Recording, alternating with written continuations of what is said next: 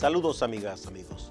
Ustedes sintonizan Acento TV y este es su espacio de entrevistas y comentarios a partir de ahora.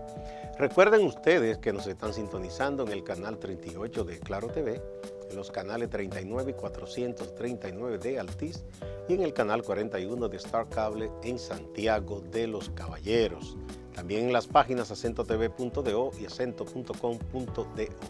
El tema de este día en A Partir de Ahora, para entender lo que ha ocurrido con el caso Odebrecht. Una conversación con el abogado Manuel Sierra, querido amigo Mandy.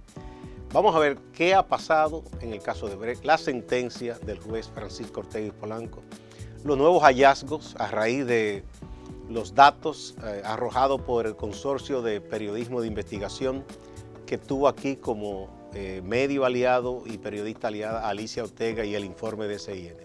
Vamos primero a una brevísima pausa.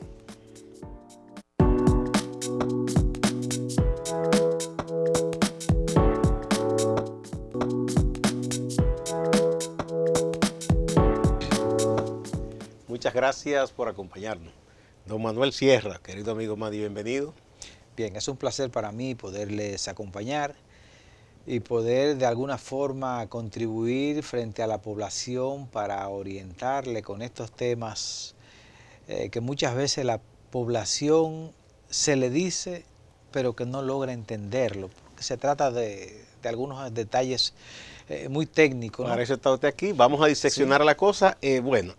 Vamos primero a la sentencia del juez Francisco Ortega Polanco, que envió a 6 de los imputados a juicio de fondo y declaró un no al lugar para Jesús Vázquez Chu, que fue, por cierto, el último que incluyeron en esos imputados porque no estaba y después Correcto. Se decidió incluirlo.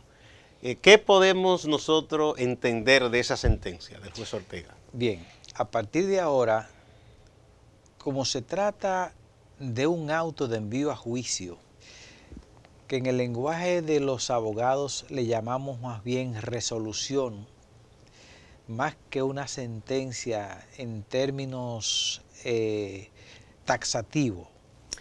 Porque él no está valorando ahí culpabilidad o no culpabilidad, Correcto. Simplemente si hay calidad para continuar Exacto. Con el proceso. Lo que el juez conocía es básicamente dos cosas.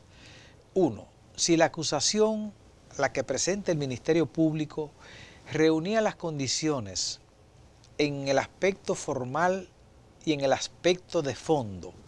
Ese es el primer detalle que verifica el juez.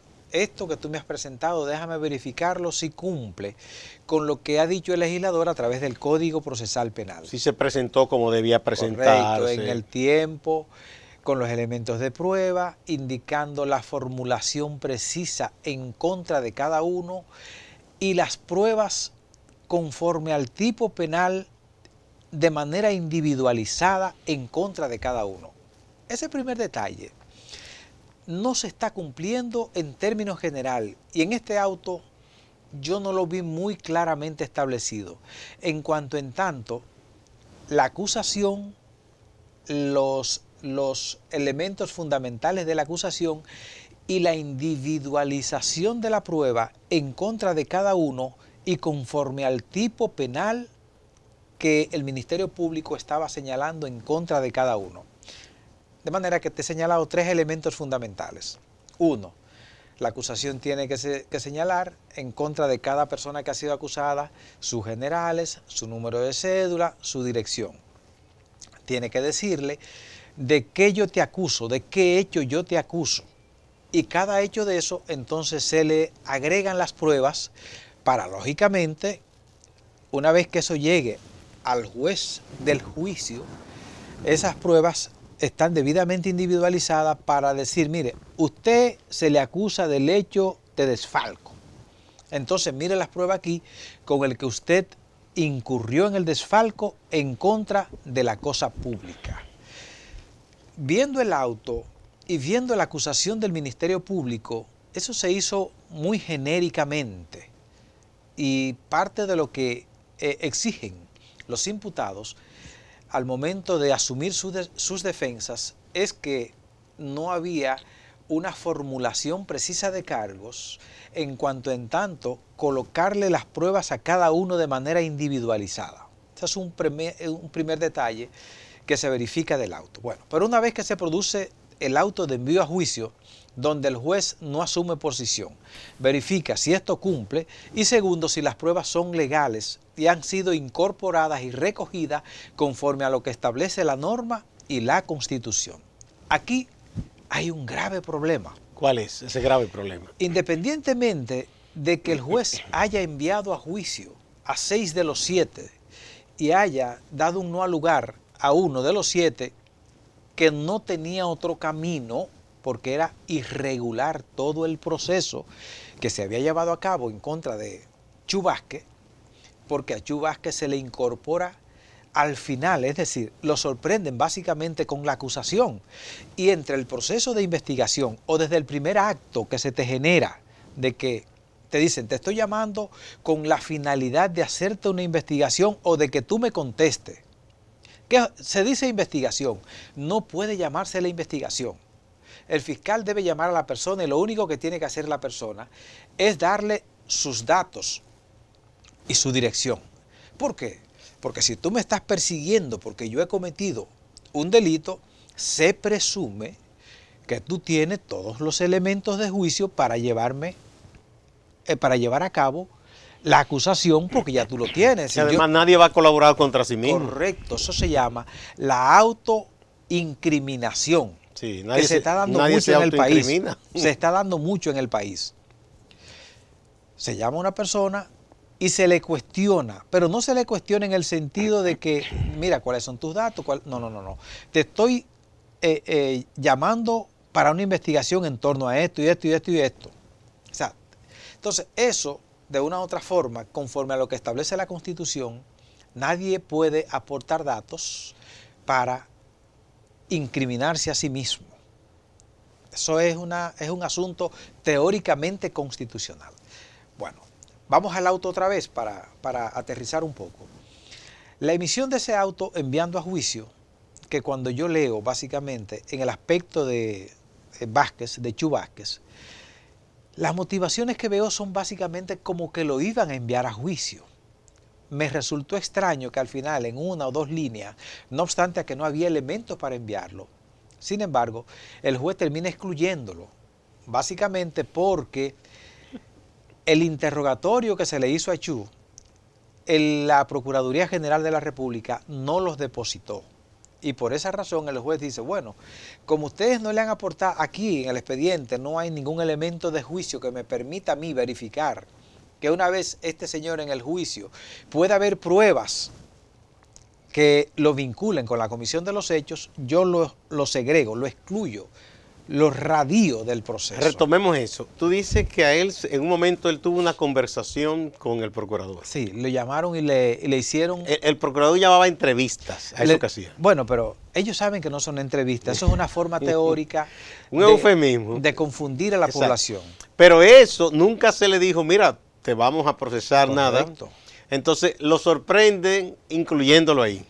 Entonces no le dan tiempo ni nada para que se pueda defender. Entonces eso es una violación al debido proceso legal, que quien primero debe protegerlo es el Procurador General de la República, porque el procurador no es un acusador a ultranza, es también un representante de la sociedad y todos somos parte de la sociedad. Y bueno, como una autoridad debe salvaguardar derechos, no violarlos. No, y la función de él es salvaguardar los derechos de la persona, aún siendo acusador,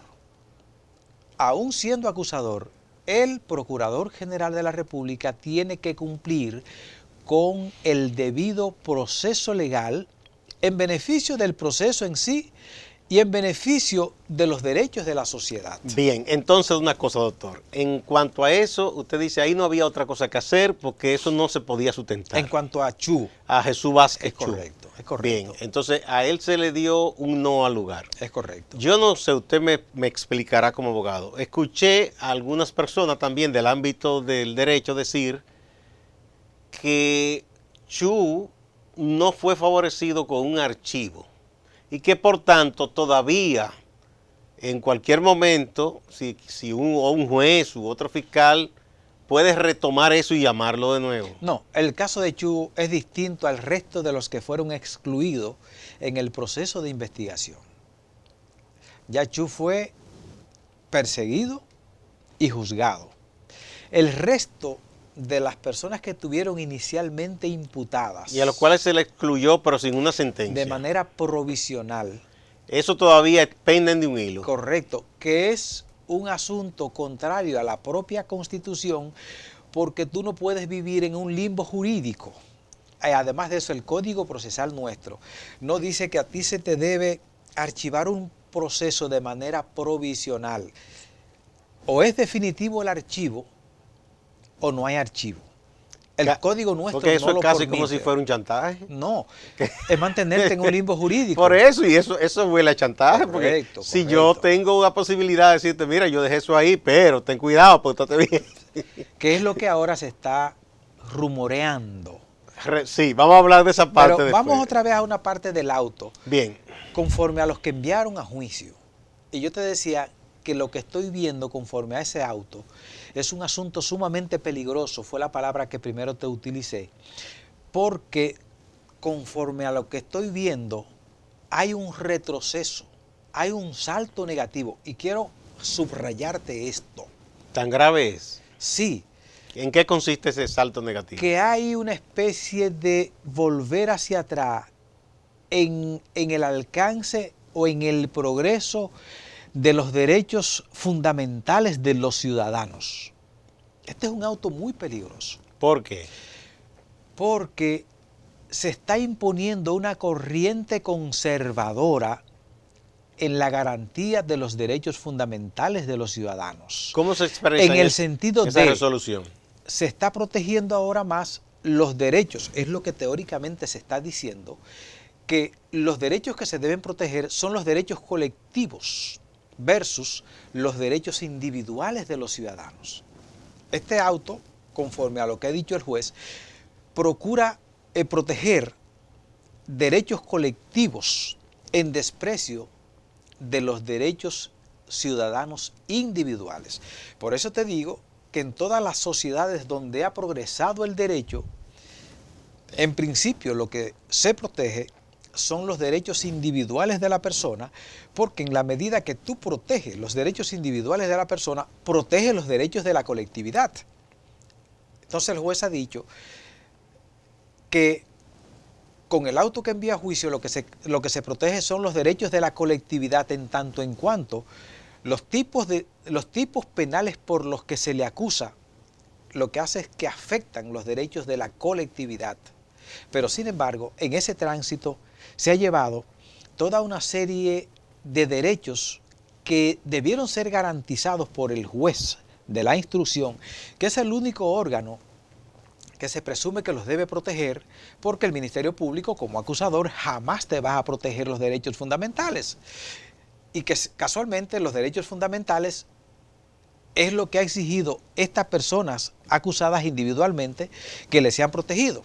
De manera que si el juez, que es el órgano independiente del acusado y de quienes acusan, actúa más vinculado al órgano que acusa, entonces esos ciudadanos tendrán que buscar o a Dios como abogado o al demonio como abogado, porque no importa lo que le presenten al juez, no importa lo que le digan al juez, no hay forma de que el juez no los vaya, como ha ocurrido en este caso, a enviar a juicio.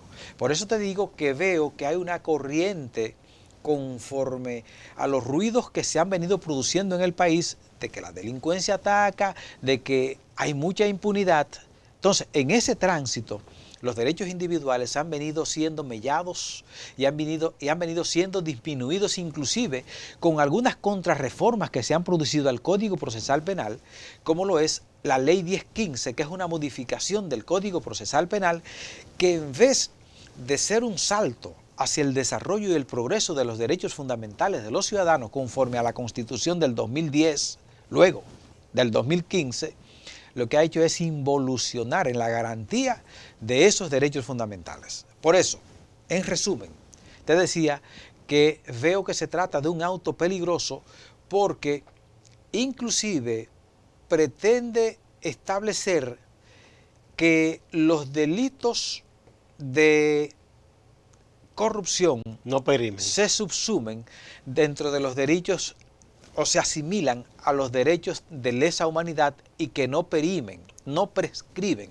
No obstante a que la legislación de nosotros tiene un plazo y el propio legislador ha establecido cuál es el plazo de prescripción. Es decir, el juez en el auto, en una serie de divagaciones y de rescate de precedentes jurisprudenciales que no son siquiera el producto o cónsono con el origen de nuestra legislación, que básicamente es francesa, aunque esté dentro del campo de Europa, no es la legislación que se aplica, por ejemplo, en algunas decisiones que el juez ha tratado de cargar, que son españolas, pero que no son de origen francés.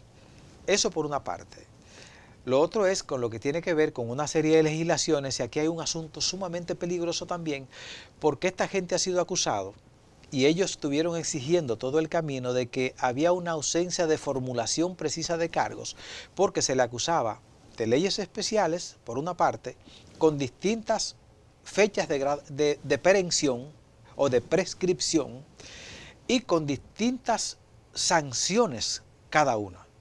Por ejemplo, se le acusó de incurrir en una violación al Código Penal Dominicano, que es una ley de derecho común, y a su vez se le acusa también de violar leyes especiales como son las que tienen que ver con los delitos de corrupción que están establecidos en la parte de esos derechos, digamos, públicos administrativos, de la gente que maneja fondos públicos.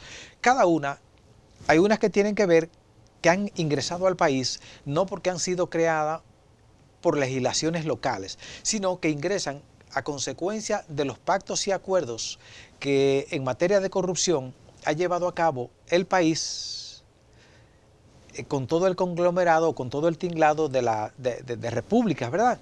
Entonces, esos tratados, a su vez, en cada uno de los países tienen que ser adecuados, lo que significa que cada país tiene que crear una ley conforme a su expresión cultural, a su expresión regional y a muchos elementos. Aquí no se hizo así. No se hizo taxativamente así. Entonces, hay un concurso de leyes en el auto, que yo también entiendo que es un asunto sumamente peligroso, porque tú no sabes si te vas a defender de lo que tiene que ver con los delitos de carácter común, el artículo 147, el artículo 265, el artículo 145 del Código Penal Dominicano, con otros artículos de las legislaciones especiales. Entonces, ahí hay también un problema serio. O sea, el juez Ortega ha sentado jurisprudencia con esa decisión. Yo no sé si buena o mala. Bueno, pero ha sentado, porque yo en un principio, en mi ignorancia, dije, qué bueno, si es así, que no periman los delitos de corrupción. Lo que pasa es que muchos de ellos no están establecidos en el Código Procesal Penal. Muchos de los delitos. De esos delitos, la corrupción no está establecido ahí.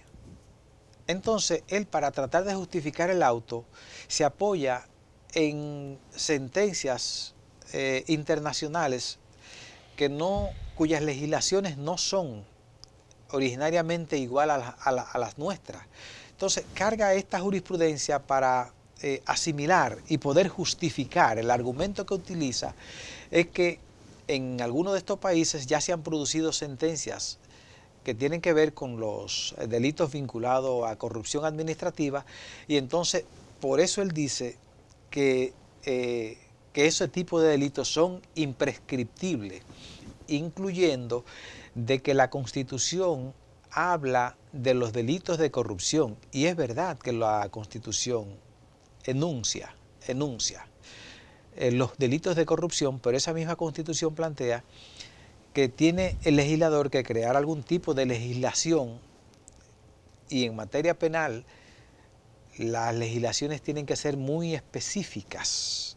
No pueden ser ambivalentes ni dudosas. No puede ser muy laxo todo eso. Correcto. Tiene que ser muy preciso, tiene que ser preciso. Entonces, todas estas cuestiones en el auto, con lo que tiene que ver con la prueba, porque uno no sabe si es una prueba trasladada, si es un anticipo de prueba, de las que básicamente o más del 90% el Ministerio Público ha hecho ingresar al proceso. El juez ha tratado de darle visto de legalidad.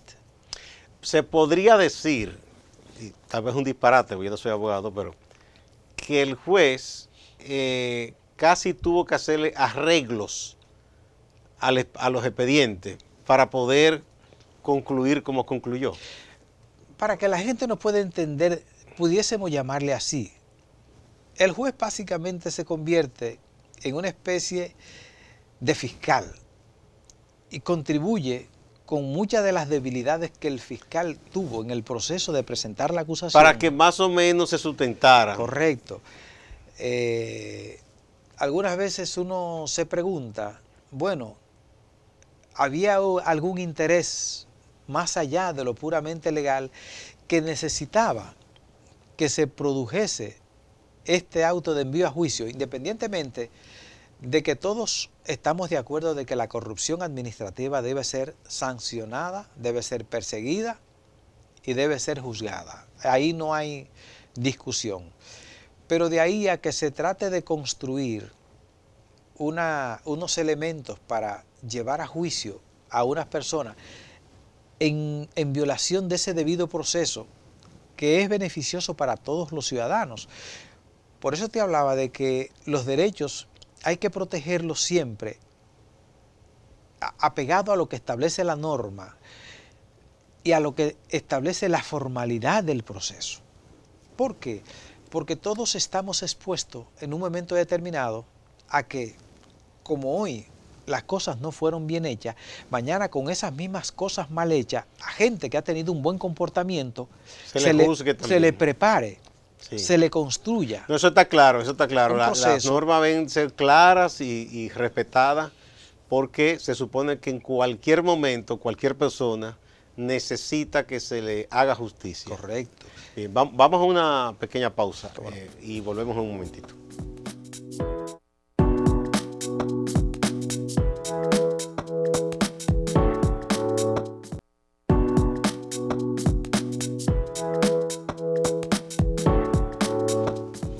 Gracias por continuar en A Partir de Ahora. Estamos tratando de entender el auto, la resolución, que los que no somos abogados decimos la sentencia o el fallo del juez Francisco Ortega Polanco, que fue el juez especial de la instrucción de la Suprema Corte de Justicia para el caso de los 7 imputados en el expediente Odebrecht. Uno de ellos, Jesús Vázquez Chu, fue descargado. No pasó a juicio de fondo. Los otros 6 sí pasaron. Entonces el abogado Manuel Sierra Magni nos está ayudando a entender esta resolución del juez Ortega. Con los otros 6, ¿qué puede pasar, Manuel? No, incluyendo a Chu, porque el Ministerio Público anunció que va a recurrir. Que iba o que va a recurrir el auto de no al lugar. Bien. Lo que en términos generales significa que ninguna de las partes están de acuerdo con el auto. Ese es un primer detalle que la ciudadanía tiene que observar. Ninguna de las partes. Bueno, yo supongo que Chu está de acuerdo con que el no al lugar. Chu sí, pero el Ministerio Público no. El Ministerio Público no, ni los otros 6 que fueron enviados a juicio. ¿Qué alegan los otros 6? Bueno, los otros 6 señalan, por ejemplo, que a ellos les fue violentado el debido proceso legal. Que a ellos se le violentó el derecho a prueba, que es un derecho fundamental. Por tanto, yo creo que independientemente de que exista un auto de envío a juicio, eso necesariamente va a producir un recurso de apelación que ahora lo tendrá que conocer el Pleno de la Suprema Corte de Justicia, porque hay un legislador de por medio. De manera que eso va a tomar mucho tiempo, porque generalmente en el curso del proceso, como es el Pleno de la Suprema, hasta para un reenvío, ellos generalmente se reservan el fallo.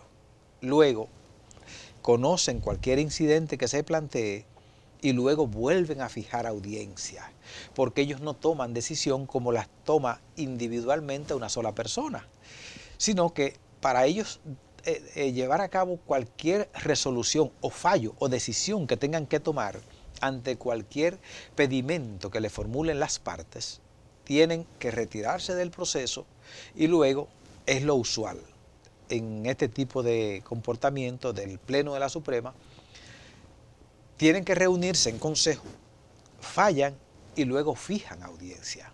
Por lo que yo entiendo que ahora el curso del proceso será mucho más lento y mucho más largo. Creo que los imputados que fueron remitidos a juicio van a alegar, pensando en el Tribunal Constitucional, de que se le violentaron derechos fundamentales. Aquí va a pasar que en algún momento el Pleno de la Suprema Corte de Justicia tendrá que verificar el fallo o eventualmente pudiese declararlo inadmisible los recursos que se van a generar bajo el argumento de que los autos, dice el Código Procesal Penal, de envío a juicio no son recurribles, salvo que en el auto se haya producido alguna violación de derechos fundamentales. Y yo pregunto, si los imputados alegan que en su contra se violentaron los derechos a obtener pruebas, o que las pruebas que trasladaron desde Brasil, que es otro mundo esa parte, sobre todo lo que tiene que ver con las declaraciones que dieron los imputados y luego condenados en Brasil, en ocasión de un proceso que se llevaba a cabo en Brasil, no en la República Dominicana, y que cuyas declaraciones fueron dadas en Brasil en un acuerdo con el Ministerio Público para el proceso de allá, no para el proceso en la República Dominicana. Ya eso puede ser atacado para que se invalide como elemento de prueba. Entonces los imputados, en torno a ese detalle, son muchos los que hay, pudieran alegar que eso constituye para ellos una violación a sus derechos fundamentales del debido proceso a poderse defender adecuadamente en el juicio. A mí hay algo que siempre me llamó la atención, Manuel. Yo no soy abogado, pero que dicen, bueno, que en la declaración, ¿cómo que llaman? Negociada. Premiadas. Sí, delaciones premiadas. Fulano de tal dice que fulano hizo esto. Bien, el hecho de que una persona investigada o entrevistada o interrogada diga algo en contra de un tercero, eso puede dar lugar a una acusación o una investigación.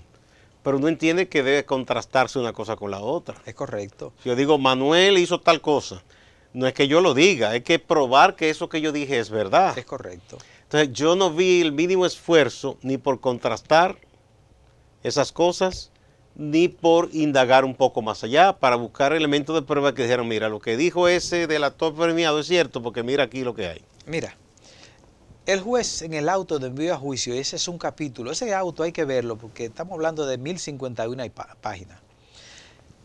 Cada uno de los detalles que dé el juez es digno de que se haga, digamos, prácticamente un programa o un análisis pormenorizado. El juez fundamenta parte del auto alegando que el Ministerio Público goza, conforme lo establece el Código Procesal Penal en el artículo 155, de la cooperación internacional, y por vía de consecuencia el Ministerio Público puede buscarse todas las pruebas que entienda de lugar conforme al principio de cooperación internacional y traerlas a un juicio en la República Dominicana. Yo creo que eso es una desnaturalización del proceso por parte del juez. Y hoy chequeando casualmente, antes de venir al programa, sobre ese, digamos, esa regla, esa norma de la cooperación internacional, descubrí que solamente esa regla se da de manera unilateral, es decir, de que nosotros cooperemos con los de afuera, mas no que los de afuera cooperen con nosotros. Ese es un vacío del Código Procesal Penal. Es un dato que te doy novedoso. O sea ahora, que lo que se puede es desde aquí colaborar hacia el exterior, correcto, no desde el exterior hacia acá. Es correcto. El Código Procesal nuestro tiene ese vacío. Primer detalle que te doy. Y lo segundo es que el fin no justifica los medios en derecho. Si bien es verdad que nosotros tenemos ese articulado que tiene que ver con la cooperación internacional, esa cooperación tiene todo un rigor, tiene toda una forma de recuperar y de buscar las pruebas, aun cuando el código de nosotros solamente es unilateral en el sentido de que somos nosotros quienes tenemos que contribuir con el resto, no el resto con nosotros. Aún así, para tú solicitar la cooperación internacional, tiene que darse de dos formas para mantener el debido proceso de los que están siendo imputados, que tienen todos los organismos en contra. El que está siendo imputado tiene al policía en contra. Te lo voy a decir lo más llanamente posible, ¿verdad? Para que la población nos pueda entender. Tiene al fiscal en contra, porque son parte del Estado. Tiene a los testigos en contra porque son parte del Ministerio Público y los que se apoya el Ministerio Público. Y tiene al propio juez, que es parte del tinglado del Estado. Es decir, todos contra uno, todos contra el imputado.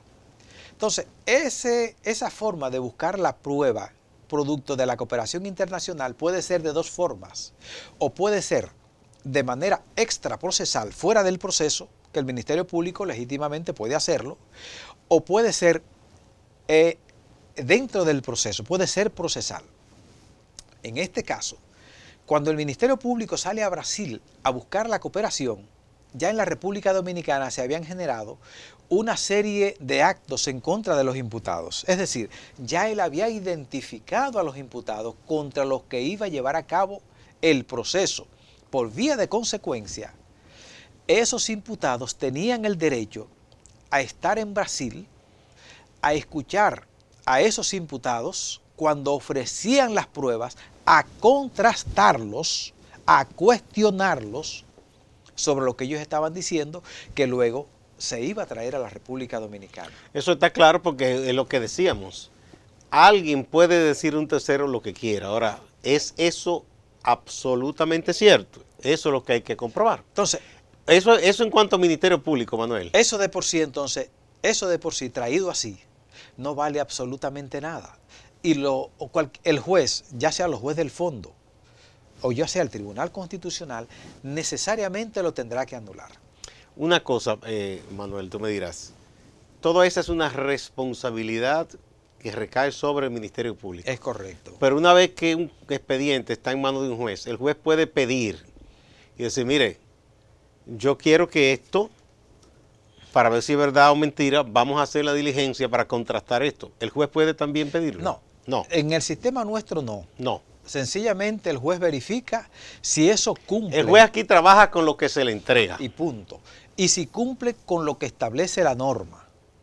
Por eso, mis críticas al auto, porque entiendo que el juez cruzó un poco la barrera de alguna forma proteger al Ministerio Público, quien no cumplió con esa parte del debido proceso que también está llamado a cumplirla. Esas pruebas en buen derecho, además de eso, no pueden ser unas declaraciones prueba, porque las personas solamente se recogen ese tipo de pruebas. Nosotros los abogados le llamamos un anticipo procesal y solamente se da en condiciones muy especiales. Si la persona está en estado catastrófico que va a morir y antes de que se muera es necesario que se escuche sus declaraciones porque si se muere puede quedar un caso impune. Segundo, si se trata de altos mandatarios que tienen una serie de responsabilidad y luego no pueden retornar a un proceso. Y tercero, si son de personas que se van a abandonar el país y entonces para que tampoco el caso quede impune, en presencia de todas las partes, imputados y acusadores. Importante eso, tiene que estar todas las partes. Correcto, para que puedan defenderse adecuadamente o por lo menos puedan verificar que la forma de cuestionarse a esa persona ha sido dentro del marco de la legalidad y sin manipulación, Manuel, de lo que se le quiere preguntar. Eso que ustedes siempre dicen los abogados, ¿verdad? Y que siempre se anuncia un juicio oral, público y contradictorio. Lo que se celebró a nivel de la instrucción, ¿cumple con esas exigencias? Bueno, es que yo creo que el juez en algunos momentos asumió una parte de juicio de fondo. Que no debió. No, porque aquí Pero yo digo, ¿fue público y contradictorio? Mira, ahí también hay un problema de garantías constitucionales, porque en la fase de la instrucción el juicio es público, única y exclusivamente para las partes. Ah, no para los terceros. No debió incluso permitirse presencia de terceros ahí. En modo alguno, salvo que los imputados pidiesen, porque a quien hay que garantizarle los derechos no es al sistema, ni es al fiscal. Es a las personas. Es al imputado al que hay que garantizar el derecho. Entonces, conforme a la letra del código y contrario a la exigencia periodística que es celosa en acudir a las fuentes de información, este Código Procesal Penal y casi todos los códigos del mundo señalan que la parte de la instrucción por el principio o el estado de inocencia debe ser secreto. Esa parte todavía sigue siendo secreta. Bueno, yo en el pasado recuerdo cuando me tocó muy pocas veces cubrir asuntos de justicia, que en algunos casos nos decían no, por petición de una de las partes no se permite la prensa. Es correcto. Y a veces en un asunto específico dentro de una audiencia, le pedían a uno salir, aunque luego decían ya pueden entrar. Correcto, en esa parte se trata de la parte íntima de una familia, de un menor de edad, de secretos bancarios, de secretos de estados. Incluso fíjate que hay estados en Estados Unidos en donde no se permite fotos, sino un dibujante. Sencillamente el dibujante. Porque no quieren que... Para mantener ese estado de inocencia que no se pierde hasta que no haya una sentencia con autoridad irrevocablemente juzgada. O sea, que ya llega a la última instancia ya. Así es. Nosotros todavía tenemos, que yo no sé cuándo termina, porque tú puedes inclusive después de una sentencia con autoridad de cosas juzgadas, hacer un proceso de revisión. Casación. No, después de casación puede venir aún después de casación hay otro proceso. Correcto, porque imagínate que luego que a ti te condenan en casación, inclusive va al Tribunal Constitucional y ratifica la sentencia, porque se produjo un homicidio, y 5 años después aparece alguien diciendo, confesando, que quien cometió el homicidio fui yo y no la persona que fue juzgada y condenada. Y entonces no podemos dejar a un inocente con una sentencia. O sea que siempre es revisable. Es correcto, siempre es revisable. Si aparecen elementos contundentes que puedan variar todo lo que se juzgó. Bueno, hay un caso emblemático, perdona que haga este inciso acá. David Jalop es un famoso periodista de investigación británico. Él es famoso porque él investigó la muerte de Juan Pablo I, el Papa. Y aunque él fue contratado por el propio Vaticano, según él fue hallando cosas, hasta intentaron matarlo lanzándole un tarro en uno de los balcones. Él entregó un informe, pero sacó el real, con informaciones que le dieron obispos y cardenales que estaban escandalizados con lo que allí estaba pasando. Y le escribió en nombre de Dios, en donde dice, ese hombre fue envenenado, fue asesinado. Y él cuenta, se hizo famoso por una cosa, David Jalop, por eso lo contratan. En una visita a una prisión famosa en Gran Bretaña, él encuentra a 2 jóvenes que eran británicos, pero que procedían de una de esas islas, de esos territorios de ultramar de Gran Bretaña. Muchachos afro, que por ejemplo sabemos todo el tema de la discriminación, y estaban condenados por un asesinato. Y ellos llorando hablan con él, y él dice, algo me dijo que ellos no estaban mintiendo. Y él se dedica a investigar y reabre el caso, y efectivamente eran inocentes. Sí, eso es usual, sobre todo en el sistema americano, se ve con frecuencia que ocurre a cada momento, de que gente que está condenado y ha durado 20 años. Recientemente yo vi un dominicano que pasó eso y le devolvieron muchísimo dinero. 40 años y todo, sí. Pero bien, conforme a lo que ha ocurrido aquí, este auto va a producir muchos altibajos, se va a hablar de él durante mucho tiempo, porque yo entiendo que hay muchas cosas que son contrarias a lo que realmente establece la norma. Por ejemplo, el juez habla de el principio de irretroactividad que en materia de corrupción no es aplicable. O sea, ¿en qué consiste el principio de irretroactividad? Que si dentro del curso del proceso aparece una nueva norma que establezca que los hechos de los que se te acusa son mucho más contundentes de lo que decía la norma anterior. No se te puede juzgar con la nueva. No, Sino te favorece siempre, hay que aplicarte la que es más favorable a ti, al imputado. Exacto. Yo creo aquí que el juez, y es una norma en el Código Procesal Penal y en la Constitución y en los tratados internacionales de los que nosotros somos signatarios, es que cuando el juez va a interpretar en cualquier materia, puede ser penal, puede ser administrativa, puede ser disciplinaria, siempre tiene que hacerlo en beneficio del que está subyúdice o del que está siendo perseguido. Cuando el juez analiza de que los delitos de corrupción son imprescriptibles conforme lo establece algunos tratados y algunas normas y algunas legislaciones internacionales, me parece que está haciendo una interpretación a contrario de lo que establece el propio artículo 25 de la Constitución, que señala que toda la interpretación que hace el juez analógicamente tiene que ser para favorecer al que está bajo persecución. Y yo creo que en este caso la interpretación que hace el juez aplicándole, digamos, una constitución, diciendo que la constitución para ese tipo de cosas es imprescriptible, es contrario al razonamiento que ha establecido el legislador casi en todos los ámbitos. Si quisiera uno de los imputados atacar esa parte, ¿cómo tendría que hacerlo? ¿Eso es materia constitucional o qué? No, ellos van a hacer un recurso al Pleno, bajo el argumento de que se le violentaron derechos fundamentales. Tiene que ir al Pleno de la Suprema. Pensando que va a llegar al Tribunal Constitucional. Sin embargo, el Tribunal Constitucional tiene una sentencia muy reiterada que dice, bueno, como el auto no juzga nada,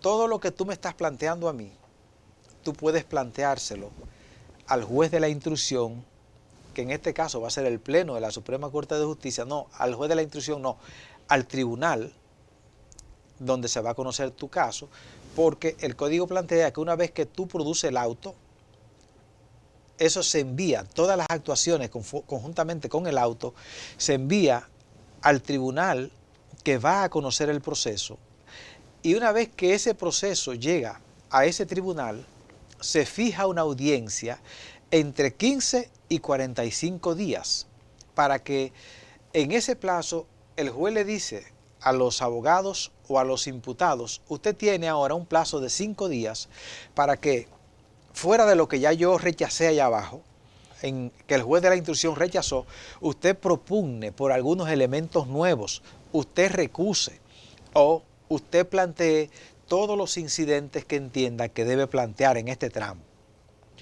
Eso es una parte, pero los abogados dirán, bueno, es que yo estoy alegando la violación de unos derechos fundamentales que posiblemente yo no se lo pueda alegar al Pleno de la Suprema por el artículo 305 del Código Procesal Penal, una vez que ellos me fijen la audiencia.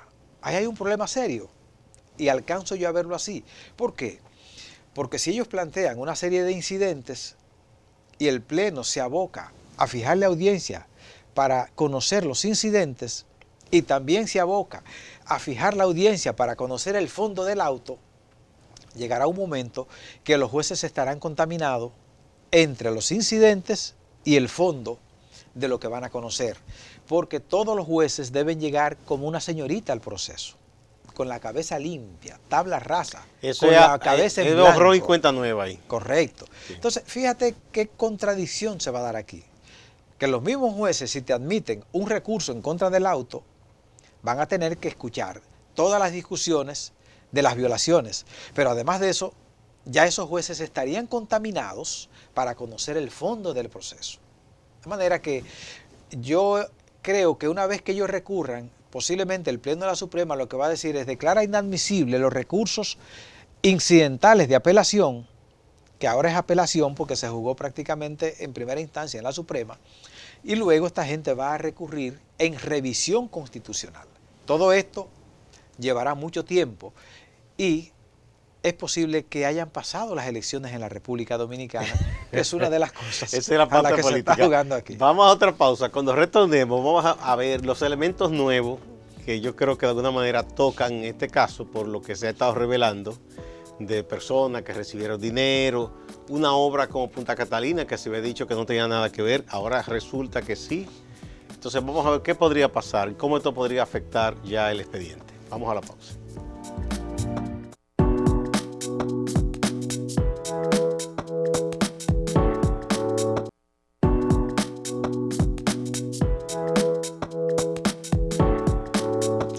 Muchas gracias por continuar en A Partir de Ahora.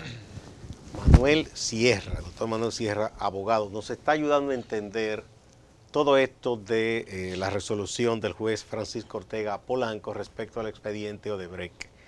Pero este expediente, que es complejo, usted ya por lo que nos ha explicado, podría durar muchos años sin que se llegue a una decisión definitiva.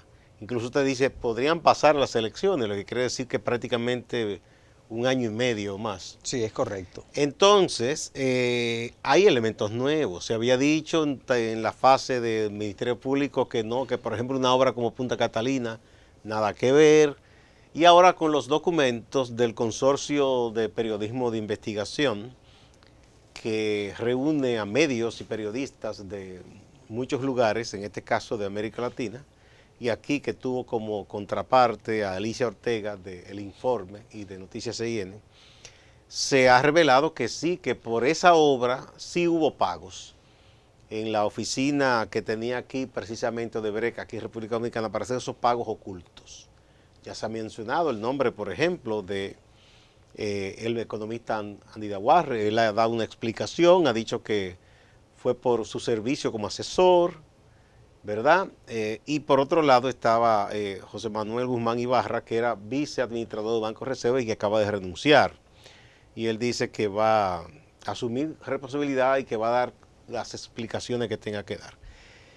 A todo esto, dicen que hay más nombres. No se han revelado, porque hubo una parte incluso que Odebrecht borró, pero dicen que se pueden recuperar, dicen algunos, esos datos. Eso no obliga, o por lo menos debería mover al Ministerio Público a decir, tengo que revisar ese expediente. Bueno, ya lo que tiene que abrir es un nuevo proceso. Nuevo proceso. Correcto, porque se trata de una nueva revelación, entre paréntesis, o entre comillas, ¿verdad? Entre comillas. Porque la sociedad no sabe, y conforme a lo que ha denunciado el consorcio de periodistas y luego ha reproducido la señora Ortega en la República Dominicana, evidencia que de alguna forma el Ministerio Público tuvo parte de esos datos en sus manos. De ser así, el propio Procurador General de la República estaría incurriendo en uno de los delitos más graves que puede haber. ¿Cómo se tipifica ese delito? Bueno, es una especie de prevaricación. Una especie de prevaricación. Porque a conciencia que se está desestimando. Correcto. Se está volteando la cara para llamarle a la gente, para decírselo a la gente. Se prefiere no ver para ese lado. Correcto. Volteo la cara para no ver a eso y para proteger a mis allegados, que es también un acto de corrupción conforme lo establece el artículo 146 de la propia Constitución, que tú lo que haces es que de alguna forma beneficia a los tuyos. Y esa violación constitucional es el más grave de los delitos que puede haber, porque se trata de una persona que tiene conciencia de lo que hace y que viola la Constitución, porque la violación a la Constitución es el delito más grave, que yo creo que es más grave que incurrir en un homicidio, porque cuando tú violas la Constitución, viola los derechos de todos. Distinto a cuando tú incurres en un homicidio que viola los derechos de una persona. De manera que, de ser cierto lo que se ha dicho, que ya el procurador tenía con anterioridad esos datos y en alguna parte de la acusación hay algunos elementos hay algún tufo que dice que evidentemente el procurador tuvo datos que fueron luego segregados del proceso, es que cuando tú vas a la página 14 de la acusación del propio Ministerio Público, te das cuenta que se refiere a Catalina, apunta a Catalina, y que luego el procurador, sin mayores explicaciones, dice que él pudo verificar conforme a una comisión muy sui generis que se nombró desde el Poder Ejecutivo, contrario a lo que establece la norma que tiene que ver con las informaciones de declaración jurada de los funcionarios. ¿Tú piensas que con estos hallazgos, aunque se pretenda quizá dejar que las cosas se diluyen, es imposible? O sea, ¿tú piensas que esto va a importar sí o sí, se quiera o no? Mira, te digo una cosa, en mi sano juicio, yo creo que al país le conviene, por ahora, que no se abra ningún proceso. Si es verdad que queremos combatir la corrupción.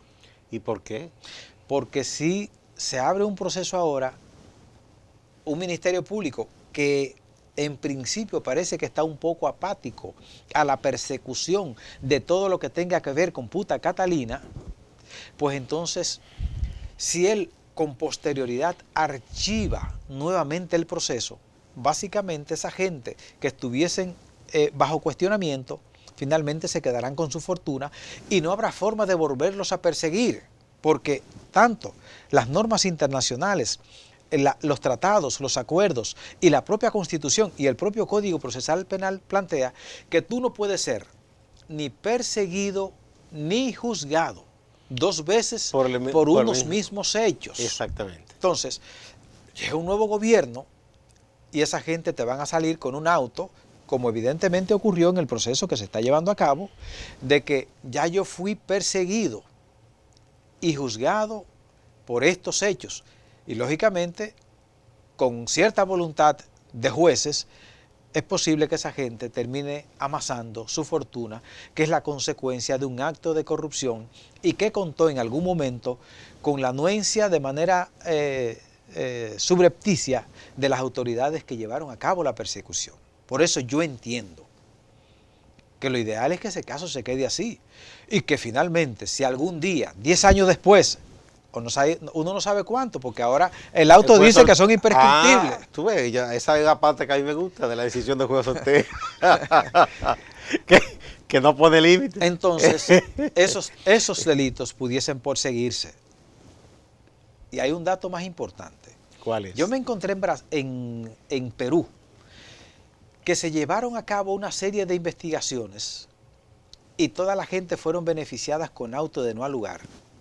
Y luego llegó una nueva administración y determinó que todos esos autos de no al lugar habían sido la consecuencia de actitudes fraudulentas y dolosas de parte de los jueces y están que llevaron a cabo esos procesos. A jueces y a fiscales. Anularon los procesos porque se trató de unos juicios dolosos y manipulados, y nuevamente encausaron a esa gente, están siendo procesadas y también están siendo procesados los jueces, que es lo que yo entiendo eventualmente pudiese ocurrir en el país, porque si el procurador que está llamado a hacer cumplir la ley de una u otra forma por un asunto político, y es bueno que el país entienda que el Procurador General de la República es un funcionario político, no es miembro del Ministerio Público. Es bueno que ustedes tengan, los periodistas, claro ese detalle. No, él no es de carrera. De hecho, no se le conocía como abogado porque es que fuera de ese cargo. Él es un hombre de la libre elección, él es un funcionario de la libre elección del presidente de la República. Él es el ministro del área de el presidente usó su poder para eso, un poder que le confiere la Constitución. Correcto, correcto. Bueno, de manera que esos casos y este expediente todavía le faltan muchas cosas que tendrán que verse y que sobrevenir en el futuro. Puede abrirse otro proceso y pueden someterse otras personas, incluyendo a los que se le archivó el proceso, que penden de un hilo todavía. Bueno, muchas gracias a Manuel Sierra, abogado, Magni, por estas explicaciones. Yo creo que es bueno que la gente entienda estas cosas. Es un proceso muy complejo, faltan muchas cosas que deben ocurrir todavía. Y además que tengan claro que no será algo de la noche a la mañana. Esto puede tardarse más de un año. Muchas gracias. Amigas y amigos, ustedes no se vayan, que hay más en Acento TV.